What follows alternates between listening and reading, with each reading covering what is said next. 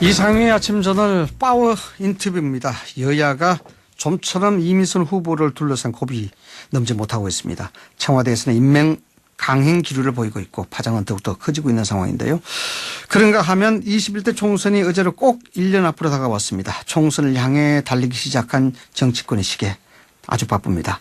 정론지필 언론인 출신이시죠. 민주당 최고위원이자 허위조작정보대책특별위원회 위원장이십니다. 박광온 최고위원과 이야기 나눠보겠습니다. 위원님 안녕하십니까? 네, 안녕하세요. 반갑습니다. 네, 반갑습니다. 일찍 인터뷰 응해 주셔서 감사합니다. 아, 감사합니다. 네. 네. 자, 이 예도가 계속 시끄러운데요. 이미선 헌법재판관 후보 두고 계속 대치 상황이 이어지고 있습니다. 의원님 보시기에 이 상황을 어떻게 판단해야 될까요? 사실 굉장히 좀 어려운 상황이죠. 네. 그런데 저는 조금 냉정하게 한번 볼 필요가 있다. 네네. 생각을 갖습니다. 그러니까, 자본주의 경제에서 주식을 갖고 있는 것을 문제 삼는 것은 어렵잖아요. 그렇죠. 네. 그런데 이제 이게 주식을 좀 과하게 갖고 있다 또는 거래 횟수가 많다. 네. 아니면은 내부 정보를 이용했을 의혹이 있다. 이렇게 네네. 지금 얘기를 하는 건데 저는 이게 세 가지 면에서 좀 봤으면 좋겠습니다. 네네. 첫 번째는 이 이미선 후보의 어떤 살아온 삶의 방식. 네, 그러니까 이분이 네. 예, 여성이고 또 지방대 출신이고 하는 그런 그 자체로서 갖는 상징성이 있고요. 네.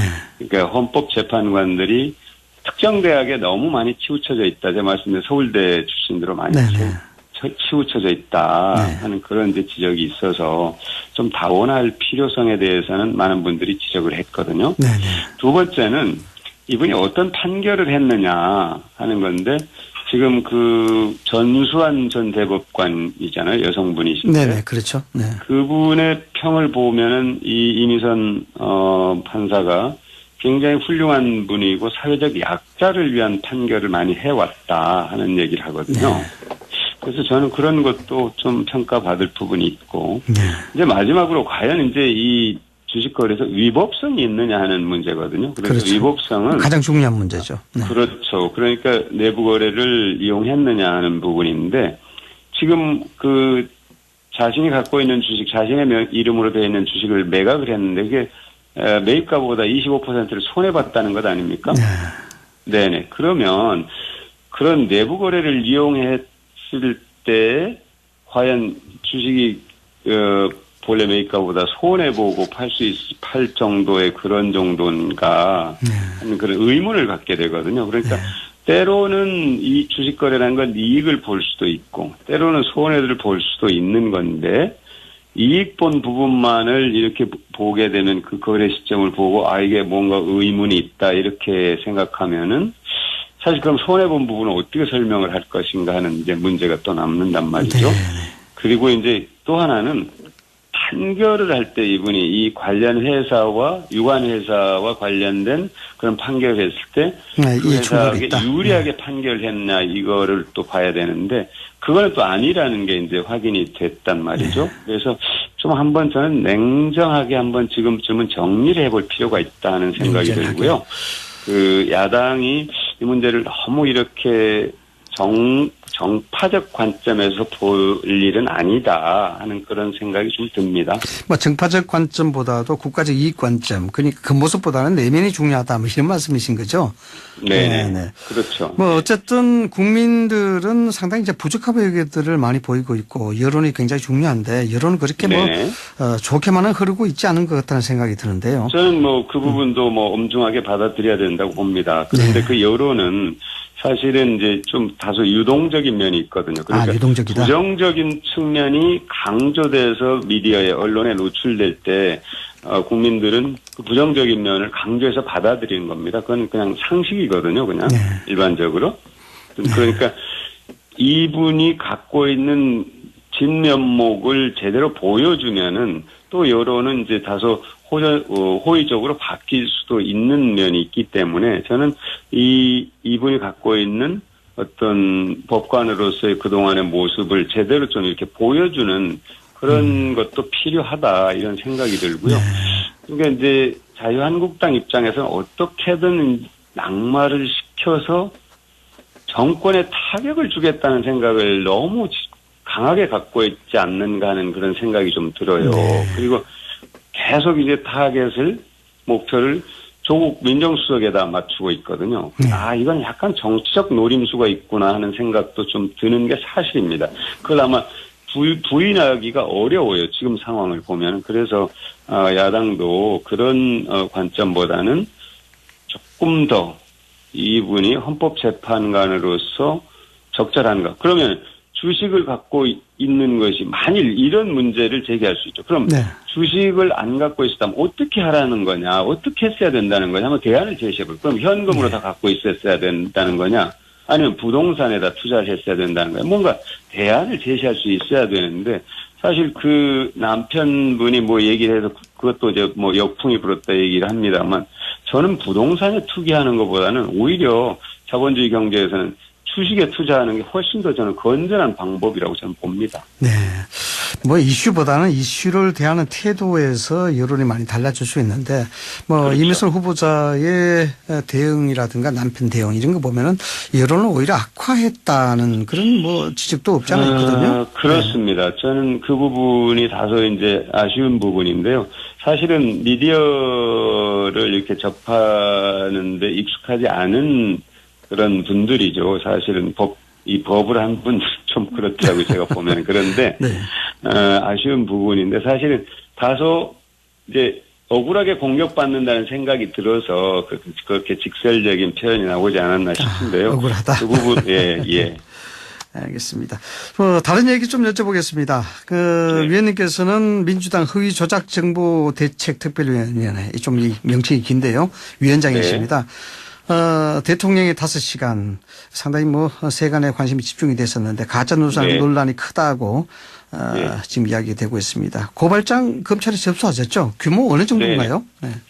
사실은 뭐 대통령 비판하는 건 있을 수 있는 일인데요. 이걸 고발한 것은 뭐 다른 이유가 아니라 이게 국가적 재난이었거든요. 네. 그런데 거기에 이렇게 허위 조작 정보를 퍼뜨리는 건 굉장히 불순하고 악의적이고 이게 사회에 미치는 영향이 아주 나쁜 영향이기 때문에 저희들이 고발했는데 89건입니다. 네네. 그리고 75명입니다. 사람으로 하면. 75명. 정보통신망법 위반으로 고발 조치를 했는데 네.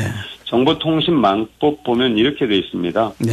사람을 비방할 목적으로 정보통신망을 통해서 공연하게 거짓 사실로 다른 네. 사람의 영예를 훼손하면 네. 7년의 징역, 그렇죠. 10년의 자격정지 굉장히 무겁습니다. 이 정보통신망법. 네. 그래서 저희들이 고발을 하게 됐는데요. 이 처음에 사실은 이 맨 처음 나온 것은 불이 나고 하루쯤 뒤죠. 그러니까 4월 4일 날 오후에 불이 났지 않습니까? 네. 근데 4월 5일 오후 한 6시쯤에 이제 최초로 페이스북을 통해서 이제 허위 조작 정보가 올라왔어요. 네. 근데 그게 순식간에 그것이 이제 유튜브 채널, 뭐 포털, 커뮤니티 이런 데 동시다발적으로 유포가 돼서 이게 걱정한 분들 그랬어요. 이게 정말로 강원도 산불보다도 더 속도가 빠르게 유포됐다. 네. 걱정할 정도였습니다. 그래서 이 부분은 반드시 이런 행위가 더 이상 반복돼서는 안 된다는 그런 취지에서 저희들이 고발을 했습니다. 지금 위원님께서 보시는 거는 지금 유포된 가짜 뉴스가 실제적 악의를 갖고 구체성을 가지고 이렇게 유포한 것이다. 이렇게 보고 계시는 거죠? 저는 그렇게 봅니다. 왜 그러냐면 그때 당시로 돌아가 보면요.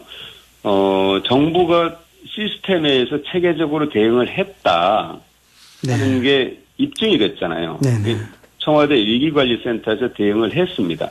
그런데 네. 국회 운영위원회에서 그때 무슨 일이 있었냐면은 정영 안보실장 위기관리센터의 실무 책임자인데 총책임자인데 그걸 안 보냈어요. 야당이 붙잡아뒀어요. 네. 그것에 대한 비난이 엄청나게 쏟아졌어요. 네. 야당을 향해서. 굉장히 쏟아졌죠.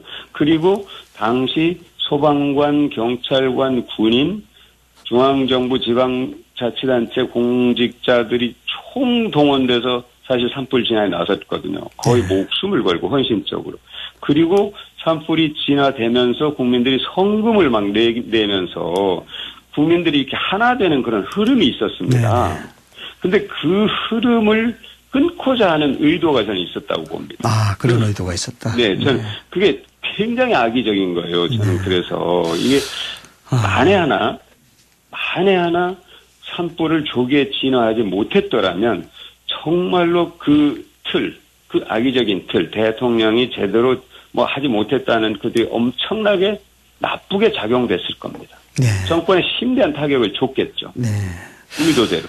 근데 네. 조기에 진화가 되면서 사실 그 의도가 무산됐다고 저는 보는 겁니다. 아, 그러니까 실제적 악의를 갖고 유포한 것이다 이렇게 보시는 것이고. 저는 그게. 왜냐 그러면은요, 저도 박강호 의원님께서 언론인 출신이라서 상당히 많이 좀 관심을 갖고 있었는데요. 이게 이제 가짜 뉴스를 단속하게 되면은 흔히 이야기하는 공익성에 배치된다. 뭐 알 권리라든가 표현의 자유 뭐 이런 얘기 있지 않습니까? 결국 민주사회라는 것이 반박과 재반박 이런 과정에서 가짜 뉴스 같은 것도 순화적으로 걸러내야 되는데 이런 부분이 좀 해치지 않을까요?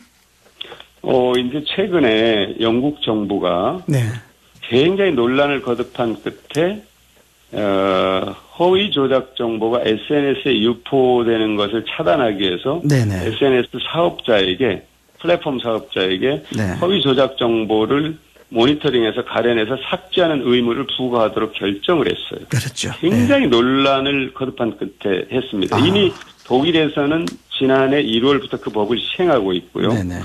근데 어디에 이제 대체로 이제 합의에 이르냐면은 이 허위 조작 정보는 표현의 자유의 범위를 벗어난다고 인정을 하는 겁니다. 그리고 특정 개인뿐만 아니라 사회 공공 질서, 사회 안녕을 해친다. 궁극적으로 민주주의를 해친다고 보는 게 미국의 결론입니다. 이 허위 조작 정보. 그래서 단순히 이것이 표현의 자유를 위축한다. 저도 많은 분들을 만났어요, 국내에. 민주언론 단체 또는 변호사 모임, 또 기자 다 만났는데 표현의 자유의 문제에 대해서 다 걱정을 하시더라고요. 그래서 제가 그런 표현을 했습니다. 논밭에 잡초가 있으면 그 잡초를 뽑아줘야 됩니다. 그 잡초를 놔두게 되면 결국 다 농사를 망치게 되는 겁니다. 그런데 지금 잡초를 뽑자고 하니까 농사를 망칠 것을 걱정하는 것과 같습니다. 지금 허위조작 정보에 대한 인식이 아주 우리는 굉장히 표현의 자유에 대해서 굉장히 높은 가치를 갖고 있죠. 왜? 과거에 우리가 그렇게 억압을 받아왔기 때문에 독재 정권 때. 그런데 이 문제는 표현의 자유가 아니고 이것이 건강한 표현의 자유를 해친다 하는 인식을 이제 점점 갖게 될 겁니다. 저는 그렇게 봅니다. 알겠습니다. 자, 위원님, 어차피 오늘 위원님 나오신 김에 이것도 관심이 높아지는 사안이라서 나오신 김에 질문을 좀 드리겠습니다. 위원님께서는 임시정부 수립 4월 11일을 국경일로 하자. 국군의 날을 광복군 창설일인 9월 17일로 변경하자. 이 안을 발의하셨는데 이 배경 좀 들을 수 있을까요? 저는 이제 대한민국 임시정부, 대한민국이 기미 독립선언을 바탕으로 해서 1919년 4월 11일 상해 임시정부에서 태동했다. 이것을 부정하는 분은 안 계실 겁니다. 그때 건국절 논란이 있었습니다만 그것은 지나간 저는 얘기라고 봅니다. 이미 이제 그거는 국민적 판단이 다 끝난 얘기고요. 우리가 19년에 독립을 선언하고 45년에 해방을 독립을 맞게 되죠. 그렇죠. 미국이 1776년에 독립을 선언하고 1783년에 독립을 맞습니다. 독립을 선언하고 독립을 이루기까지는 다소 시차가 있습니다. 있는 건데 우리가 1948년 재헌헌법에서 딱 명시했어요. 1919년 기미 독립선언으로 대한민국은 건립됐다. 선언을 합니다. 그렇기 때문에 저는 4월 11일을 국경일로 하자는데 반대할 분 저는 안 계신다고 봐요. 이제는 정체성을 정확하게 세울 필요가 됐다. 논란을 끝내고 하는 그런 취지고요. 두 번째, 국군의 날을 광복군 창설일로 하자는 것은 지금 국군의 날 10월 1일은 나름대로 굉장히 의미가 있습니다. 그렇죠. 6.25 때 국군이 38선을 돌파한 날을 기념한 거거든요. 그런데 우리 국군의 창설을 다 담기에는 조금 다소 미흡한 부분이 있습니다. 그건 그날대로 기념을 하고 광복군 창설에 대해서 우리 국방부가 어떻게 정의를 했냐면 대한제국의 군대가 해산되면서 때로는 의병으로 갔고 때로는 독립군으로 갔고 네. 나중에 광복군으로 다 편입이 됐다. 이런 이제 이 역사적 사실을 쭉 해명을 했어요. 설명을. 그렇다면은 국군의 날을 광복군 창설일로 맞추는 게 너무나도 당연하지 않느냐 하는 알겠습니다. 그런 이제 취지에서 제가 법을 발의했습니다. 위원님, 윤영찬 전 수석이 총선 출마 선언했고 성남 지역에 출마를 한다라고 이야기했는데 혹시 말이죠. 청와대 네. 출신 중에서 이어서 또 출마 선언을 할 분 또 계십니까?